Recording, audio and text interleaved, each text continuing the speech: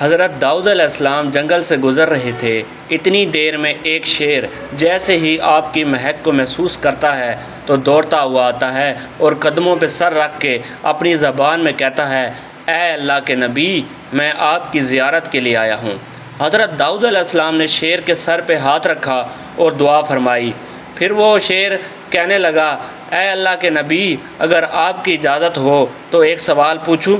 हज़रत दाऊद अलैहिस्सलाम ने मुस्करा के फ़रमाया, हाँ पूछो, क्या पूछना चाहते हो? वो शेर अपनी ज़बान में कहने लगा, मुझे ये बात समझ में नहीं आती कि अल्लाह ने हमारे रिज़्क़ के लिए जानवरों के गोश्त को क्यों मुंतखब किया है। हम शिकार करते हैं और जानवरों को कच्चा खा जाते हैं। इसमें कुदरत का कौन सा राज है? बस जैसे ही शेर ने ये पूछा तो आपने फरमाया, ऐ शेर, देख, अल्लाह ने इस पूरी कायनात से जोड़े रखा और इस ज़मीन की मखलूक़ात के लिए राय हमवार करने पे मुतहद किया। देख, अगर इस जंगल में सांप ना होते तो हवा में इतनी बीमारियां पैदा हो जाती कि जानदार का रहना मुहाल हो जाता।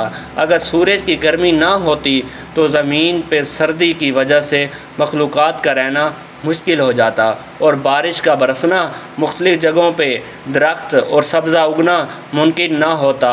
वैसे ही अगर जंगल में जंगली जानवर ना होते तो सब्ज़ पत्ते खाने वाली मखलूक़ात इतनी तेज़ी से अपनी नस्ल को बढ़ाती कि ज़मीन के सारे पत्ते खा जाते और उस जंगल में कोई भी सब्ज़ पत्ता बाकी ना रहता।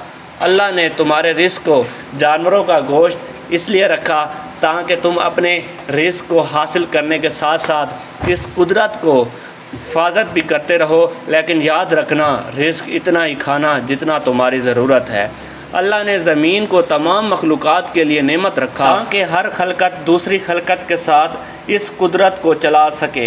लेकिन अफसोस तो ये है कि इंसान ज़ख़ीरा करता है और उस ज़ख़ीरा करने की वजह से तो एक दूसरे का हक़ खा जाते हैं और कोई इतना अमीर बन जाता है, इतनी दौलत ज़ख़ीरा कर देता है जो उसके खाने पीने से बहुत ज़्यादा होती है और वो उसका रखवाला बन के पूरी ज़िंदगी इसकी हिफाजत करता रहता है। और कोई इतना गरीब बन जाता है कि 2 वक्त की रोटी के लिए ज़मीन पे मारा मारा फिरता है।